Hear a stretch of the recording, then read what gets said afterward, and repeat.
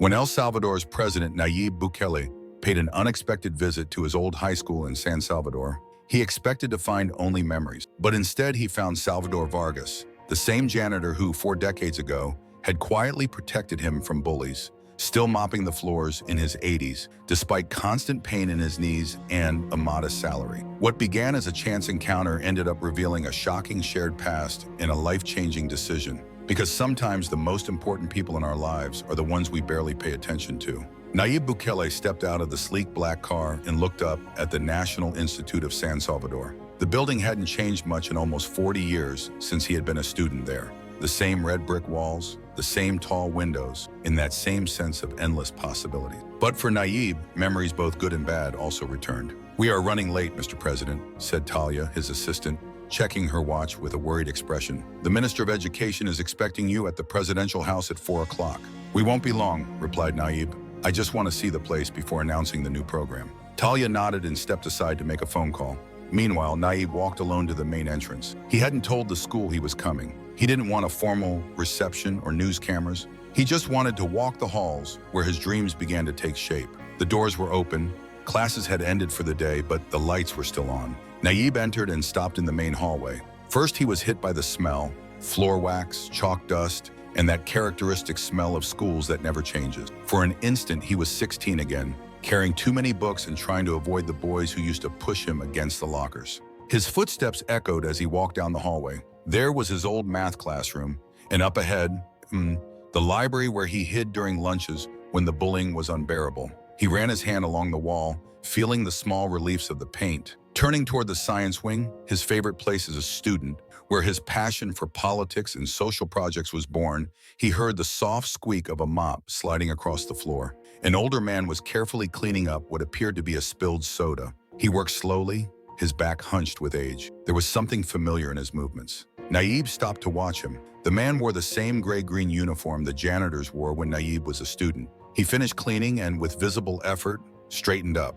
He must have been at least 80 years old. When the man turned, Nayib felt a jolt of recognition. "Mr. Vargas?" he asked before he could stop himself. The old man's eyes narrowed and then widened in surprise. "Well," he said in a voice harsher than Nayib remembered, but still with that friendly tone. "Young Bukele, is it really you?" Nayib approached astonished. "It's me, Mr. Vargas, but not so young anymore." Mr. Vargas leaned his weight on the mop, while a smile spread across his wrinkled face. "Maybe not so young, but I'd know those eyes anywhere. Always looking beyond, towards something the rest couldn't yet see." Nayib couldn't believe it. Salvador Vargas had been the school janitor when he was a student there. Even then, he seemed older to him. To see him still working there, with his mop and bucket at 80 years old, was shocking. "Does he still work here after all this time?" asked Nayib. Mr. Vargas nodded. "Where else would he go? This place is my home," he said, pointing to the empty hallway. "It's been 52 years now. I've seen many a bright young man pass through these halls." Nayib did the math mentally. 52 years. That meant Vargas was working there before he was born. "I've seen what you've accomplished," Mr. Vargas continued. "Security, technology, new projects for the country. I tell the kids I met you when you were their age. Some don't believe me." Nayib felt a knot in his chest. That man had been kind to him in the hardest days of his adolescence. He remembered how Vargas would magically appear when bullies were around. He always found an excuse to clean up near the library when Nayib took refuge there. "He should be retired by now, enjoying life," Nayib commented. Mr. Vargas shrugged his shoulders. "This is my enjoyment. The young people keep me on my feet. They keep me young and here," he said, pointing to his heart, "even if the rest of my body is no longer with me." A bell rang somewhere in the building. "That's the bell for extracurricular classes," said Vargas. "I have to finish the science wing before the robotics club arrives." He started to walk away, but stopped. "I'm glad to see you, young Bukele. You really did something great with your life." Something about that image, that older man working with hands deformed by arthritis and a hunched back from decades of cleaning the same floors, struck Nayib deeply. This man had dedicated his whole life to caring for that school and its students. What kind of retirement could he have on a janitor's salary? "Mr. Vargas," Nayib called him, "would you have time for coffee? I'd like to catch up." The old man looked surprised, then smiled. "Of course, for you, of course. Just let me finish this hallway. About 20 minutes. I'll wait for you," Nayib replied. He pulled out his phone and sent a quick message to Talia. "Reschedule presidential house. Something important came up." The response was immediate. "The minister won't like it." Nayib typed, "We'll make it up later." This can't wait. He put the phone away and watched as Vargas continued to mop the hallway, making sure he reached every nook and cranny. The old man was humming softly to a tune Nayib didn't recognize, but his mind was already beginning to work. One of the world's most influential presidents had just discovered that someone who showed him kindness in his childhood was still working a hard physical job at 80 years old. He had to do something about it. But first, he wanted to hear Vargas out, understand why he was still there after so many years, and thank him for those small gestures that, in the lonely world of a bullied teenager, had meant everything. Nayib leaned against the wall and waited, remembering the boy he had been and thinking of the man Mr. Vargas had always been. Quiet, hardworking, and kind. How much energy he had and how he wasted none of it. "Do you still drink your coffee black?" asked Mr. Vargas as he filled 2 cups. Nayib raised his eyebrows in surprise. "Remember how I like my coffee?" Mr. Vargas smiled as he handed him a cup with a small crack in it. "I remember the little habits of all my boys. You used to stay late working on your school projects. Sometimes I would bring you coffee. Do you remember?" Nayib nodded as he took the cup. "I remember. You never said anything. You just left it there." "I didn't want to interrupt your concentration," said Mr. Vargas as he settled into one of the sofas with a slight groan. "You were always so focused, as if you were trying to solve all the country's problems before dinner." Nayib sat down across from him. "I can't believe you're still working here, Mr. Vargas. Shouldn't you be retired by now?" Mr. Vargas let out a light laugh. "I turned 80 last month, and yes, I should be retired. That's what my son says every time he calls me from Australia." He looked out the window at the school grounds. "But I'd miss this place too much." Nayib tasted the coffee. Surprisingly, it was delicious. "You were always so kind to me," he said. "I never thanked you." Mr. Vargas waved his hand as if to play it down. "There's nothing to thank. I just did the right thing." "Not everyone does the right thing," Nayib replied quietly. They stood in comfortable silence for a moment. Through the window, Nayib watched the students cross the courtyards, probably on their way to extracurricular activities. They looked so young to him now. "You know," said Mr. Vargas, "I have a scrapbook with news of my boys who have gone far. That's you in there too. I have clippings about your reforms, your speeches, even about Bitcoin." He smiled proudly. "I showed it to the director when you were named the most popular president on the continent. I told him that boy used to hide in our library." Nayib felt strangely moved. Knowing that the man had followed his career and was proud of his accomplishments meant more than any magazine cover or television interview. "I wasn't an easy kid," Nayib admitted. "No," agreed Mr. Vargas with a smile, "but you were good. That's what matters." Another memory popped into Nayib's mind. That night he had stayed up until almost midnight working on a school project. He had gotten lost in his work, and when he finished, he discovered that the building was closed. He thought he would have to spend the night there until Mr. Vargas appeared, jingling his keys. "I thought you might still be here," he said, as if finding a student at school at midnight was the most normal thing in the world. She walked him home in the dark, making sure he arrived safely. "You walked me home once," Nayib said suddenly. "It was very late," Vargas recalled. "Your mother was worried. She called the school." "You never told me that." "I didn't want to embarrass you," Vargas replied as he took a sip of his coffee. "I knew you were doing important work." A knock on the door interrupted the conversation. A young teacher poked her head in. "Oh, excuse me, Mr. Vargas. I didn't know you had company." She looked at Nayib curiously. "It's all right, Miss Perez. He's a former student," Mr. Vargas replied without mentioning who Nayib was. The teacher nodded and closed the door. Vargas laughed softly. "She's new. She doesn't recognize you. The old teachers would have known right away." "I appreciate your discretion," said Nayib. "I didn't come here for attention." "No, you never liked attention much." Vargas shifted his position with a wince. "Are you all right?" asked Nayib, noting his discomfort. "It's just my knees. They don't work like they used to," he replied as he massaged his leg. "But I still manage." Nayib felt a knot of sadness at seeing that silent guardian of his youth struggling with pain, but still working every day. "Can I ask you something? Is the pension good for someone who has worked here for so long?" Mr. Vargas's smile faded a little. "It's not much, but I don't need too much either." Nayib nodded, avoiding asking more, but his mind was already working, planning. "I always knew you would do something special," Vargas continued. "The way you thought was different from the others. I used to tell my wife, that Bukele kid is going to change the world someday." "And what was she saying?" Nayib asked. Vargas's eyes saddened for a moment. "Maria was saying that I was right. She also knew how to see the potential in people." He looked at his wedding ring. "It's been 15 years since she left." Nayib didn't know what to say. He had never been good at handling other people's pain, but he felt he had to say something. "I'm sorry," he said simply.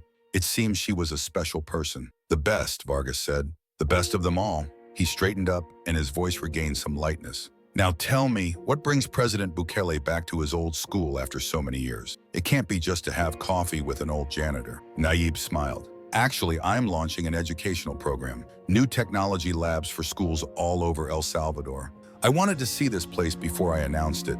Always thinking big, Vargas said approvingly. This school could use better computers. The ones in the lab are older than some of the teachers. Nayib's phone vibrated. It was another message from Talia about the meeting at Casa Presidencial. He put it away without answering. Do you have plans for lunch, Mr. Vargas? The old man looked surprised. Just my usual sandwich in my office. Would you better join me for a bite to eat? No fancy places, Vargas interrupted. The cafeteria is still open, and the food isn't too bad. He looked at his watch. My afternoon shift doesn't start for another hour. 10 minutes later, they were sitting at a corner table in the nearly empty school cafeteria. A few students looked at them curiously, but no one approached. 52 years, Nayib commented, playing with his plate of macaroni. You've seen a lot of changes here. Vargas nodded as he carefully cut his sandwich. 6 principals, dozens of teachers, thousands of students, but the kids are still the same. Some scared, some brave, all trying to figure out who they are. Why did you stay so long? Asked Nayib. Vargas was silent for a moment. Here I found my purpose, he answered at last. After the army, I needed a quiet job, predictable days. Being surrounded by young people kept me hopeful. He smiled, and I was good at it, knowing what mess to clean up first and what to expect, which broken things to fix, and which kids needed protection. Nayib nodded softly. That too. Be careful coming in, Mr. Vargas warned. The room was warm from the nearby furnace and smelled of cleaning products and old books. It was barely bigger than a small storage room, but Mr. Vargas had made it his own. Against one wall was a plain desk with a chair repaired with duct tape. A wobbly shelf held cleaning schedules, repair manuals, and a few worn novels. On the wall hung 2 framed photos, one of a smiling woman with a kindly look, probably Maria, and another of Vargas himself in military uniform. This is my kingdom, said Mr. Vargas with a small laugh. 20 square meters that are mine alone. He pointed to an electric kettle. I can make tea if you like. I'm fine, thank you, Nayib replied as he looked around, taking in every detail. You've made it cozy, Mr. Vargas nodded. You don't need a lot of space to be happy, just enough for memories and a good book. Then he took from the shelf what looked like an old bead book bound in worn leather. This is what I wanted to show you, he said, handing the heavy book to Nayib, who received it with care. The cover was soft from years in use. My book of memories, Vargas explained. Open it. Nayib sat down in the desk chair and opened the book. The yellowed pages were filled with neat calligraphy. Each entry was dated and seemed to tell small stories or reflections. Some included newspaper clippings or photos pasted in. What is this? Asked Nayib, gently flipping through the pages. My students, Vargas answered simply. Not all of them, just the ones who needed something else, the ones I tried to help. Nayib began to read some of the entries. September 15th, 1978. Red-haired girl suffering teasing because of her stuttering. I found her crying on the east staircase. I told her about my cousin who stuttered and became a famous broadcaster. I made her laugh. I left a book about successful people with speech difficulties on her desk. I watched her reading it over lunch. She smiled at me. March 3rd, 1982. Boy whose father died last month. He went back to school today, trying to be brave, but I saw him hiding behind the gym. I pretended I needed help moving boxes of sports equipment. I told him about losing my own father. I let him talk. He helped me with the boxes. He left with his shoulders a little lighter. Nayib flipped through the pages, amazed at the level of detail and the number of years covered. 52 years of quiet kindness recorded in that simple book. Did you keep track of all these students? Asked Nayib, looking at Mr. Vargas. The old man nodded. I never wrote down the names. It didn't seem right, just their stories. And sometimes I added how they were doing later, if I ever found out. Nayib kept browsing until he came to the late 1980s, when he himself was a student. His heart beat faster as he found an entry from that era. June 12, 1908. Tall, skinny boy with science projects. Seniors took his backpack away again. I found it in the dumpster and cleaned it out before returning it to him. He works hard on his rocket designs. He stays up late programming. His mind works differently than others. The teachers don't understand him, but I think he could change the world if they'd let him think quietly. Nayib stared at the words, feeling a lump in his throat. Mr. Vargas had seen it. He had really seen it, even then. He went on to read more entries about himself. November 8th, 1988. Computer room, boy now reading about battery technology. Found him asleep at the keyboard at midnight. I called his mother and walked him home. He talked all the way about electric cars. He says gasoline is absurd and the future is in batteries. His energy is impressive. January 20th, 1989. Stalk skinny boy again. I started mopping near the library during lunch. Bullies walk away when I'm around. I brought him coffee while he worked on his project. He's always grateful, even when he's lost in thought. Nayib closed the book carefully, overwhelmed by what he had read. You did this for all of us, he said quietly. All these years. Mr. Vargas shrugged. It's nothing special, just little things. Being attentive. Yes, it is special, Nayib insisted. For some of these kids, maybe you were the only person who noticed them, who cared about them. The school has good teachers, Vargas said loyally. Teachers should focus on grades and exams. They don't always see what you saw. Nayib handed him back the book, which Vargas held as if it were a treasure. Why did you stay? Asked Nayib. You could have done many other things, better paying jobs. Mr. Vargas ran his hand over the leather cover of the book. Here I found my purpose, to see young minds grow, to be the person I needed when I was young. He smiled. And I'm also good at cleaning floors. Nayib laughed, but his mind was already working. He thought of the country's projects, the reforms, the dreams of modernization, and there was Mr. Vargas, who had changed countless lives with just a mop, kind words, and a willingness to see those others ignored. But Vargas, said Nayib carefully, would you show me the rest of the school? The places that are important to you? The old man looked surprised and then pleased. Do you have time for that? Nayib looked at his watch. I have 4 hours before my next meeting, and I want to see the school through your eyes. Mr. Vargas put his memory book away on the shelf. Then let me show you the real Instituto Nacional de San Salvador, he said with a smile. The parts that hardly anyone noticed. As they left that tiny office, Nayib had already made up his mind. Something had to be done. He didn't know exactly what yet, but he knew he would do it. When Nayib Bukele decided to solve a problem, he solved it. And now Mr. Vargas was at the top of his list. For the next 2 hours, Vargas showed him every corner of the school. They walked slowly around the old man's aching knees. He showed him hidden nooks and crannies, secret places where generations of students had left their names engraved, where leaks in the roof had been patched over and over, where the building showed its history. Here, he said, pointing to a window ledge in an empty classroom. This is where the shy kids sit, always in the corner by the window. Different kids every year, but always the same place. Nayib touched the worn wood. I used to sit here in literature class. I know. I remember polishing that shelf while you were reading about politics. You can continue with the next fragment whenever you wish. Eine Shekelde de Vamadelam. Your knee hurts, doesn't it? Nayib asked, although it wasn't really a question. Mr. Vargas made no attempt to deny it. An old injury from my army days, he admitted. Over the years, it got worse. Have you seen a doctor? Asked Nayib, seeing a shadow of worry cross the old man's face. It costs money to go to the doctor, Vargas replied with a shrug. The basic insurance the school gives us only covers simple checkups, certainly not knee replacement surgery. Nayib stopped mopping. Do you need a knee replacement? I was told that 5 years ago, Vargas confessed. But even with insurance, my share of the cost would be more than I make in a year. And you live like this, in constant pain? Asked Nayib, not hiding his astonishment. You get used to it, Vargas said simply. And when it's unbearable, I take pills. They finished cleaning the gym in silence. As they worked, Nayib's mind kept calculating costs and thinking of solutions. When they finished, Mr. Vargas looked at his watch. It's almost time for your meeting. Thank you for your help today. I still have a little time, said Nayib. Shall we sit down for a moment?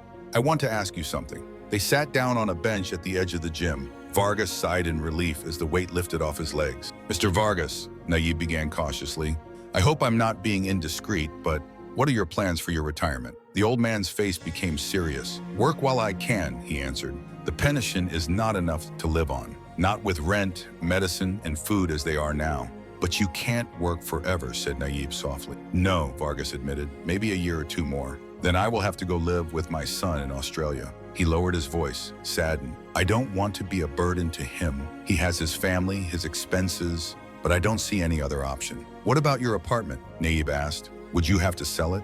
Vargas let out a small laugh. I have nothing to sell. I've been renting the same place for 30 years. Every year the rent goes up, but my salary doesn't go up the same. Nayib was shocked. He had suspected that Vargas's situation was not good, but hearing her like that stunned him. The man who had given so much to others was facing his last years in poverty and dependence. What about savings? Asked Nayib. Vargas looked at his worn hands. Maria's cancer wiped out everything, he said quietly.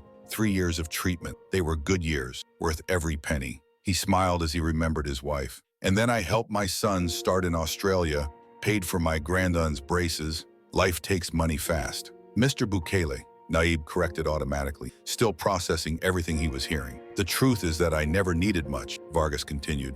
But now my knees can't take much more. There are days I can barely climb the stairs. What if you had surgery? Asked Nayib. If you were no longer in pain? Vargas thought about it. I could work a few more years, save a little, maybe even visit my grandchildren while I can still travel. Nayib nodded, making mental notes. One last question, if you don't mind. If you could do something different at this school besides cleaning, what would you do? Vargas didn't need to think about it. Teach the kids practical skills, how to fix things, use tools, solve problems with their hands. His eyes lit up with enthusiasm. There are bright students here who can solve equations, but they don't know how to change a light bulb or fix a leak. It's important to teach them those things too. Nayib checked his watch regretfully. I have to go to my meeting now, but I'd like to come back, if it's okay with you. Maybe next week. You are always welcome, Vargas replied. But a busy man like you has better things to do than visit an old janitor. Not really, said Nayib with complete sincerity. This has been the most meaningful day I've had in a long time. Vargas looked embarrassed, but also pleased. You were always a strange boy, Nayib Bukele, in the best sense. As Nayib got up to leave, Vargas struggled to his feet, grunting in pain. Without thinking, Nayib offered him his hand to help him. The old man's hand was rough, calloused, but his grip was still strong. Thank you for today, said Nayib. For everything, for years ago and for this. Come back anytime, Vargas replied. I still have stories to tell you. Nayib left the school where his driver was already waiting for him. His head was full of ideas and his heart heavy, but strangely hopeful. He had a lot to think about on the flight back to San Salvador. To the airport, President Bukele? Asked the driver as he opened the door. Yes, Nayib replied, settling into the back seat. And I'll need privacy for a few phone calls. As the car pulled away from the National Institute, Nayib looked back at the red brick building. Somewhere inside, Mr. Vargas was still working. He was still cleaning. He was still enduring the pain. The thought made Nayib clench his jaw with determination. When the privacy screen closed, he pulled out his phone and called his assistant. I need you to get information, he said bluntly. Everything you can about the National Institute's budget, salaries, and pension plans, especially for non-teaching staff. I also want everything you can find on Salvador Vargas, how much he earns, his work history, his retirement. Understood, replied White Assistant, without questioning the unusual request. Anything else? Yes. Find out the costs of knee replacement surgery in El Salvador, the best doctors, the best hospitals, and find out who runs national training programs for school maintenance personnel. Is this part of the education initiative? She asked. It's starting to be something else, Nayib replied. I'll explain later. He ended the call and looked out the window as the streets of San Salvador passed by. He thought of Vargas's small office, of his old memory book filled with more than half a century of silent acts of kindness. I thought of the pain in the old man's eyes as he spoke of not wanting to be a burden to his son. And I thought of the brutal contrast between his own fortune and Vargas's daily struggle. When he boarded his presidential plane, he already had the first report in his inbox. And as he reviewed the documents on his tablet, he felt his indignation grow. What he discovered only motivated him more. I want to create a new position, said Nayib Bukele, a mentoring role for someone with hands-on experience who can guide students. Not a traditional teacher, but someone who knows how things work in the real world. By the time the presidential plane began its descent into San Salvador, Nayib had already made 12 calls and sent 23 emails. He had the outline of a plan, although some details were still missing. During the rescheduled meeting with the Minister of Education, his mind kept going back to the National Institute, Mr. Vargas and his book of memoirs. That night in his office, Nayib received one last piece of information from his assistant. It was the address and telephone number of Mr. Vargas. He stared at it for a long time, thinking about what to do. The solution could not be money alone. Mr. Vargas was not someone who accepted charity, not even from a former student. The help had to come with dignity, with purpose, with a way to continue contributing, to continue helping the students, but without the physical effort that caused him so much pain. Nayib took out his notebook, the paper one, the one he used for his most important ideas, and began to outline the next phase of the plan. By the time the sun rose over San Salvador, he knew exactly what to do. He would return to the National Institute in 3 weeks, and this time he would not bring just memories and questions. He would bring a solution. The 3 weeks passed between meetings, phone calls, and legal documents. Nayib worked with his usual intensity, late into the night, ironing out every detail. When the day finally came to return to school, he was both excited and nervous. This time he did not arrive alone. Talia was accompanying him, along with a lawyer and 2 members of his educational team. She had also arranged for the school principal to be available, although she had not yet explained why. Remember, Nayib told his team as the cars pulled up in front of the institute, "We don't do anything until I talk to Mr. Vargas. This is for him first." Inside the school, students were finishing their day. Some recognized Nayib and began pointing and whispering excitedly. He smiled and nodded, but kept walking, looking for Mr. Vargas. They found him in the gym, cleaning up after a volleyball game. Even from a distance, Nayib noticed the pain in his movements as he bent down to pick up trash. "Mr. Vargas!" Nayib called, his voice echoing in space. The old man turned, surprised, but his face lit up when he recognized him. "He came back," he said, leaning on his broom. "I didn't think he would." "I promised him I would come back," Nayib replied. He briefly introduced his team. "They will talk to the director while you and I talk. Is that all right?" Mr. Vargas nodded, curious. "What do you want to talk about?" "Actually," said Nayib, "I wanted you to show me more of the school, the places that need the most attention, the corners that are often forgotten." Mr. Vargas arched an eyebrow. "A guided tour of the school's problems?" "Exactly," Nayib replied, smiling. "No one knows them better than you." For the next hour, Mr. Vargas took Nayib around the school, pointing out the problems that had accumulated over the decades. Leaky roofs, old wiring, poor heating systems, worn-out equipment. "The sinks in the science lab haven't worked properly since 1995, Vargas explained in the chemistry classroom. "I maintain them with parts I get at the hardware store, but they need complete replacement." "What about this?" asked Nayib, pointing to a makeshift shelf. "I made it after the 2010 earthquake," Vargas replied proudly.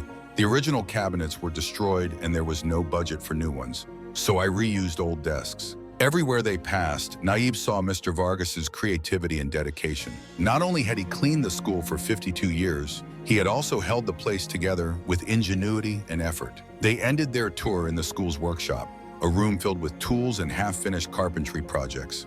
Unlike the rest of the building, this space was tidy and clean. "This is my favorite place," Vargas admitted. "The woodworking teacher lets me use it on weekends. I've made furniture for the teachers and repaired things for the school." He ran his hand across a workbench. "Working with my hands is good for the soul." Nayib looked around the workshop intently. "You know a lot about how this school works. The systems, the structure, the people. After 52 years, you learn a few things," Vargas replied, shrugging his shoulders. "What would you change if you could?" asked Nayib. Vargas thought about it for a moment. "I would make sure every student learns practical skills, not just theory, but how to solve real problems, how to build and fix things." He pointed to a broken chair in the corner. "A student did that yesterday. In my day, I would have had to repair it. Now they just throw it away." Nayib continued to take notes. "I would also make the building more comfortable for everyone. Better lighting, quiet spaces for those who need it, smooth floors for wheelchairs." He seemed almost embarrassed by so much enthusiasm. "I've had a lot of time to think about these things." "I can see that," said Nayib. "You've seen problems that others don't even notice." Mr. Vargas looked down at his janitor's uniform. "When you wear this, you become invisible. You see what others don't." "It's not invisible," Nayib corrected firmly. "It's essential. This school would not function without you." Mr. Vargas smiled, uncomfortable with the praise. "I should get back to work. I still have to mop the east hallway." "Actually," said Nayib, "I was hoping you would accompany me to a meeting with the principal. I'd like to discuss something with both of you." "So?" Vargas asked, looking down at his work clothes. "I'm not dressed for meetings." "It's perfect the way it is," Nayib assured him. "After all, this meeting is for you." Mr. Vargas frowned in confusion. "Why would they want to meet with me?" "Because I want to propose something to you," said Nayib, smiling. "Something that I think will benefit you, the school, and future generations of students." "I don't understand," Vargas admitted. "You will," Nayib promised. "Just trust me a little more. Can you do it?" Mr. Vargas stared at him for a few seconds and then nodded. "I trusted you with the key to the high school when I was 16. I guess I can trust you now." Together they walked toward the principal's office, Nayib adjusting his pace to Mr. Vargas's slow pace and his aching knees. When they entered, several people were already seated around the table. Director Nolasco stood up to greet them, with an expression of surprise and emotion. "President Bukele, an honor to have you here," he greeted, shaking his hand. Then he looked at the janitor, visibly surprised. Mr. Vargas, I did not know that you would also be attending. Actually, Nayib explained, Mr. Vargas is the main reason for this meeting. Please, let's take a seat. Mr. Vargas hesitated, uncomfortable to be in the spotlight. Nayib pulled up a chair for him, and the old man sat down carefully. First, Nayib began, I would like to thank Director Nolasco for receiving us unexpectedly. What I am about to propose requires the cooperation of the school. The principal nodded, intrigued. It is an honor to have your interest, President Bukele. My interest was rekindled by a chance encounter 3 weeks ago, said Nayib, looking at Mr. Vargas. I discovered that my old janitor was still here in his 80s, but the most amazing thing was to realize how he has changed lives and maintained this school for more than 5 decades. I had no idea he kept those records, Salvador, said Nayib Bukele, surprised. Just for myself, Mr. Vargas replied quietly, to remember. Today, Mr. Vargas showed me the school, continued Nayib. He pointed out all the problems that need to be fixed, the systems that need to be modernized. His knowledge of this building is extraordinary, but what struck me most was his vision for the students, how they need to learn practical skills alongside their academic studies. Nayib took a folder Talia handed him and opened it. That's why I'm going to create the Vargas Foundation, with an initial donation of $15 million. The room fell completely silent. Mr. Vargas's mouth fell open in amazement. The foundation will have several missions, Nayib explained, growing more and more excited. First, to recognize and support the invisible heroes of education, the janitors, the cooks, the bus drivers, and all the staff who make the schools work, but who rarely receive recognition or a fair wage. He handed a document to the high school principal. The foundation will begin by funding a complete renovation of the National Institute, solving all the problems Mr. Vargas identified today. Director Nolasco quickly flipped through the document, his eyes growing wider and wider. This is extremely generous, President Bukele. And there is more, Nayib continued, turning to Mr. Vargas. The foundation will also create a new position in this school and eventually in schools throughout El Salvador. It will be called Encargado de Mantenimiento Integral and will combine maintenance supervision with student mentoring. Mr. Vargas listened intently, his wrinkled face showing confusion, but also growing hope.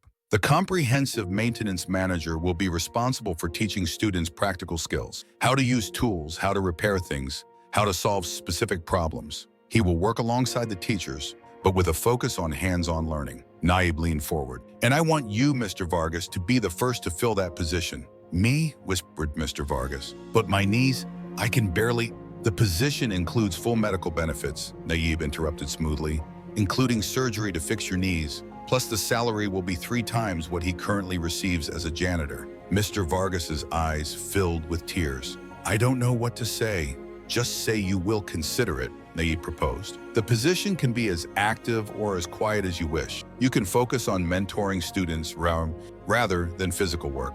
And when you decide to retire permanently, your pension will be calculated on your new salary, not your janitorial salary. The principal looked over the documents again. This is an incredible opportunity, Salvador, for you and for our school. Mr. Vargas wiped his eyes with a handkerchief. Why would you do this for me, President Bukele? Because 52 years ago, you started coming to this institute every day with a mop and a bucket, ready to see the people who others did not see. Nayib answered simply, you saw me when I needed it most. I'm just returning the favor. Talia slid another document onto the table. And there is something else, Mr. Vargas. The foundation will pay for your son and grandchildren to travel from Australia next month. And every time you want to visit them, there will be a ticket waiting for you. Mr. Vargas covered his face with his hands. His shoulders were shaking slightly. The room fell silent to give him time to compose himself. Finally, he looked up, with red eyes but a determined expression. I accept your offer, President Bukele, but on one condition. Nayib arched an eyebrow. What condition? Let me keep cleaning the east hallway, said Mr. Vargas with a small smile. I've been cleaning that floor for 52 years. I wouldn't feel right leaving it completely.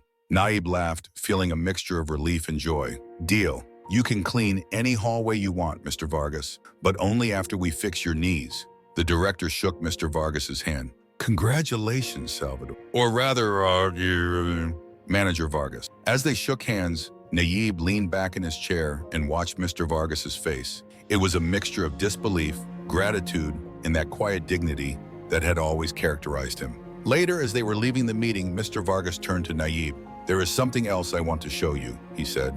Something I have kept for a long time. It is in my office. What is it? Asked Nayib, intrigued. "Something you created," answered Mr. Vargas, mysterious. "Something you threw away thinking it was a failure, but I kept it because I saw it had potential." Nayib felt a pang of curiosity. "Take me, Senor Encargado." Mr. Vargas led Nayib to a small office near the boiler room. The space seemed even more cramped with the two of them inside. Vargas went to a metal filing cabinet in the corner, pulled a small key from his pocket, and opened the bottom drawer. "I don't show this to just anyone," he said, rummaging around inside. "There are some things one prefers to keep private." He pulled out a rectangular package, wrapped in brown paper and tied with a string. The paper was yellowed with age, the string frayed. Whatever was inside had been stored for decades. "What is it?" asked Nayib, not hiding his surprise. Mr. Vargas carefully untied the string and unwrapped the package. Inside was a pile of leaves with worn and somewhat discolored edges. He handed them to Nayib. "You threw this away," explained Mr. Vargas. "It was back in 1989. I was working late in the science classroom. When he left, I came in to clean up and found this in the trash can." Nayib looked at the papers. They were full of drawings, diagrams, and calculations, all written in his adolescent handwriting. On the first page he had written, in block letters, "Design of battery system for electric car." "I remember this," said Nayib, surprised. "It was my idea for a better battery configuration." He flipped through the pages, looking at diagrams of cell layout, cooling systems, and charge controllers. "I was frustrated because I couldn't solve the thermal management problem. I thought it was a failure." "It didn't look like a failure to me," Mr. Vargas replied.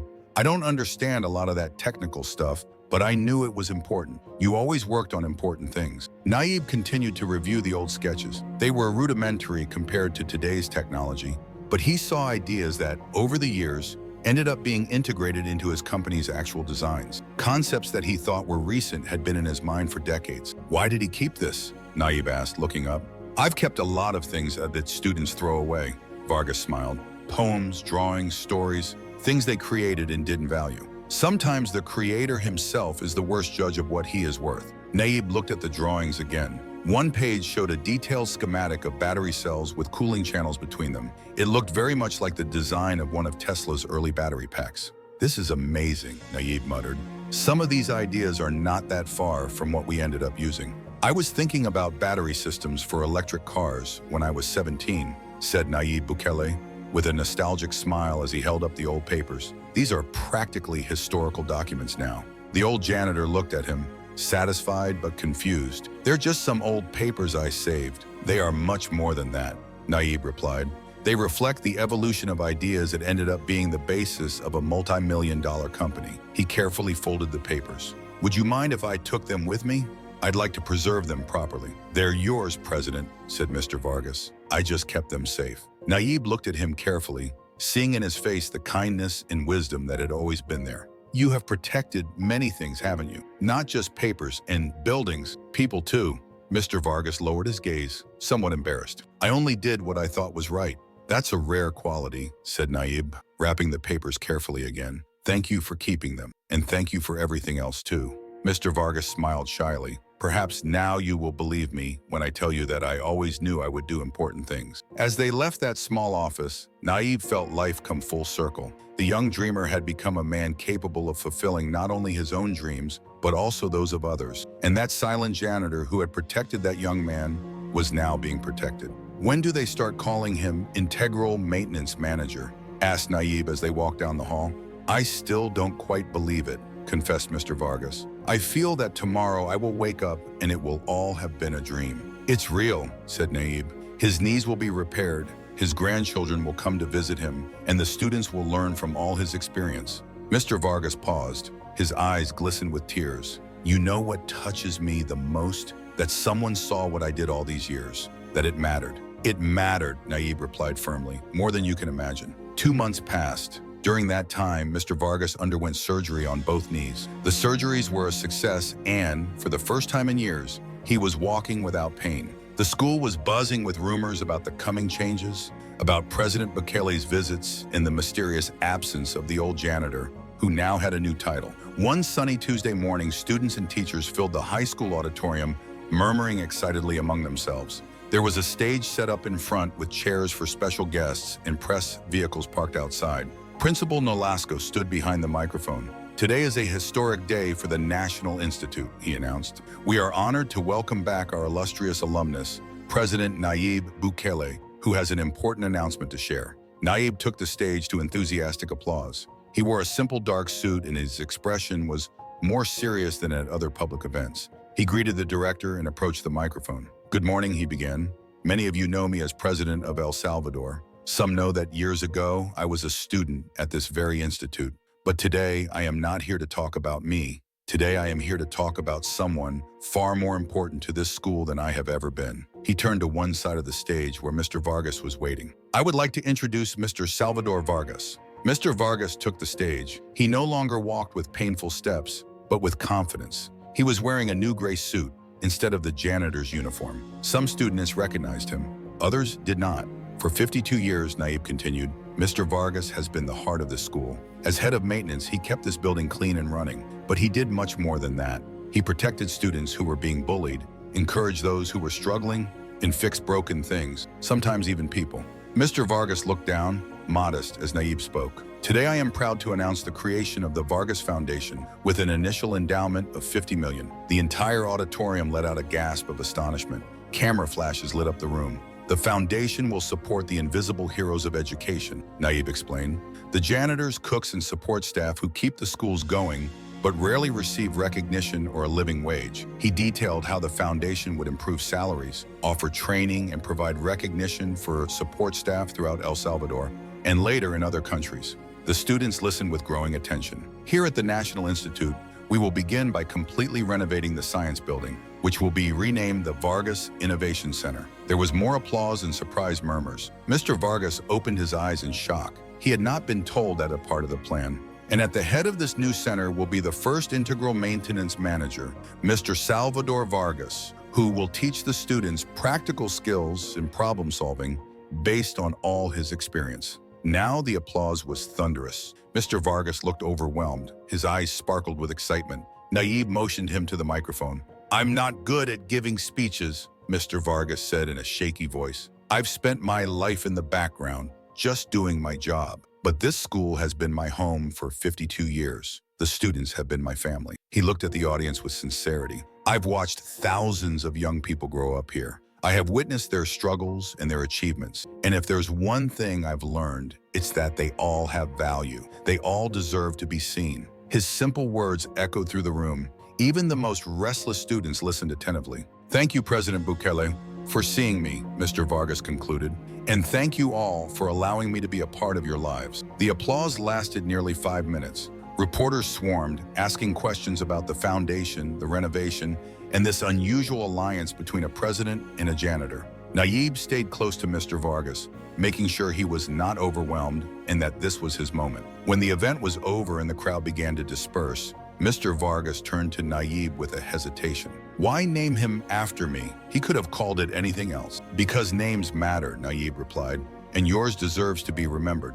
"I remember a boy about 15 years ago," said Mr. Vargas. "He was new in school, very angry, always getting into fights. One day I found him behind the gym with a bottle of pills." His voice softened as he continued. "I sat with him for 2 hours just to talk. I called the school counselor when he was ready. That boy graduated and is now a doctor. He still sends me a card every Christmas." The reporters were silent, captivated by the simplicity and power of the story. "And that," Nayib Bukele continued, "is just one example. Mr. Vargas has hundreds more. Many are recorded in his book of memories, and he is not alone. There are people like him in schools everywhere, making a difference that doesn't show up on tests, but in lives saved." A reporter raised her hand. "President Bukele, what exactly will the Vargas Foundation do first?" "First, we will study these relationships in depth," Nayib replied. "We will identify best practices and develop programs to strengthen the bond between support staff and students. Second, we will work to ensure that these essential workers receive better salaries, training, and recognition." He displayed another graph on his tablet. "The average janitor in El Salvador earns barely enough to survive. Many have second jobs, and after decades of service, they retire in poverty. The Vargas Foundation will also push for public policy changes to correct this injustice." The same journalist asked, "And the renovation of the building?" "The Vargas Innovation Center will be a model of how educational spaces should be," said Nayib, increasingly enthusiastic. "Laboratories where students can build electric vehicles and solar panels, workshops where they learn to repair things instead of throwing them away, bases designed to unite academic knowledge with practical skills." Mr. Vargas shyly approached the microphone. "If I may add something," he said in a serene but firm voice. "I have seen how education has changed in these 52 years. Students today know more facts than ever before, but many don't know how to solve simple problems with their hands. The new center will help close that gap." As the press conference continued, a number of students were milling around the edge of the room, listening intently. Some snapped photos with their cell phones. Others looked at Mr. Vargas with an admiration they had never shown him before. Suddenly, a brave student raised his hand. "Mr. Vargas, will you teach us how to build rockets like President Bukele's?" The old janitor smiled. "I'll teach you how to use tools and solve problems. Where you fly to with those skills, that's up to you." Later, after the reporters had left, Nayib and Mr. Vargas sat in the director's office, enjoying a rare moment of calm after so much excitement. "It's a lot to take in," Mr. Vargas confessed, still a bit overwhelmed. "Too much?" asked Nayib, worried. Mr. Vargas shook his head. "Not too much, just different. I've spent my life working in silence, and now, suddenly, everyone wants to listen to me." "They should have done it a long time ago," Nayib replied. "That's precisely the point of all this, that they listen to those they have always ignored." Mr. Vargas nodded thoughtfully. "My wife would have loved this. Maria always said that schools should value everyone who works in them, not just those with college degrees." "It seems she was very wise," said Nayib. "The wisest person I ever met," said Mr. Vargas. Then he looked at Nayib curiously. "What made him think of all this? The foundation, the center, everything?" Nayib reflected.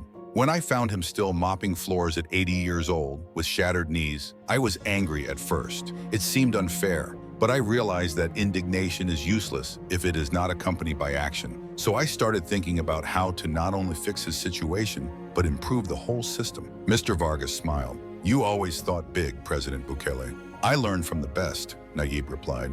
"You taught me to see the problems no one else noticed, to fix what others took for lost." Mr. Vargas looked at him, surprised. "Me? Every day," Nayib said, "just for doing his job the way he did." From outside, the excited voices of students could be heard talking about that morning's announcement. The news had spread throughout the school and beyond.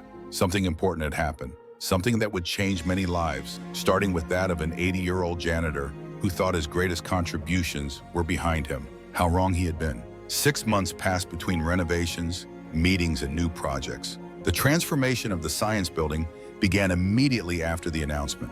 Architects and engineers worked side by side with Mr. Vargas, incorporating his ideas to create hands-on spaces where students learn by doing. During this time, Mr. Vargas began his new role as comprehensive maintenance manager. Although the center was not yet completed, he began teaching small group classes in the school's workshop. Soon, the reputation of the janitor, who knew how to fix everything, spread through the halls, and it wasn't long before the classrooms were full of students eager to learn. On a sunny October afternoon, the Vargas Innovation Center was ready for its official opening. A red ribbon ran across the entrance to the renovated building. Outside, a crowd had gathered: students, teachers, local officials, and media. Inside the center, Nayib walked alongside Mr. Vargas, touring the spaces for the last time before the event.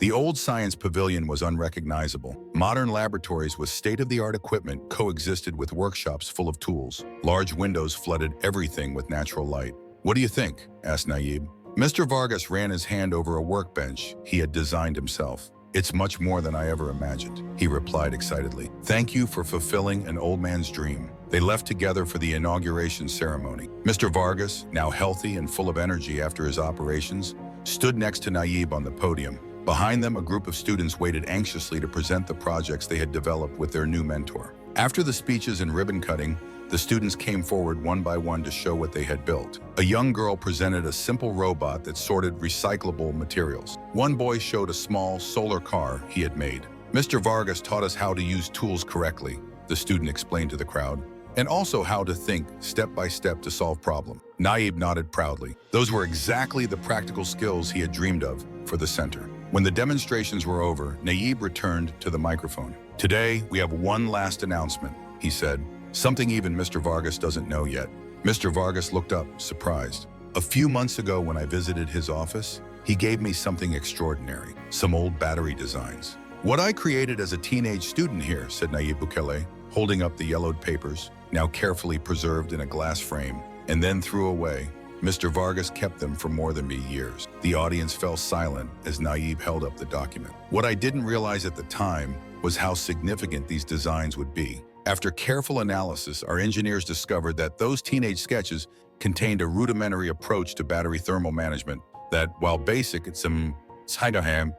inspired a new direction in our research. A murmur went through the crowd. The result was a patent that has been a key breakthrough in our battery technology,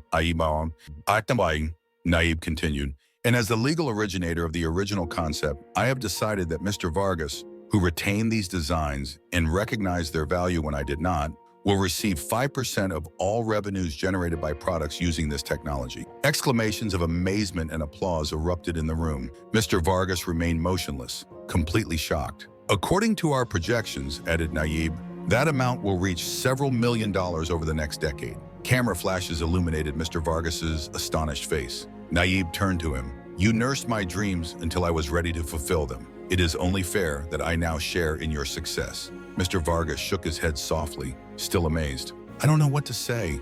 You don't have to say anything, Nayib replied, shaking Nayib's hand as the crowd applauded enthusiastically. After the ceremony, while the people walked around the new center and chatted animatedly, Mr. Vargas took Nayib to a secluded corner. There is something I must tell you, he whispered seriously. Something I have kept secret for more than 40 years. Nayib looked at him intrigued. Mr. Vargas leaned toward him and whispered something in his ear, words that no one else heard. Nayib's eyes widened in astonishment. He stared at Mr. Vargas, trying to assimilate what he had just discovered. Is it true? He asked quietly.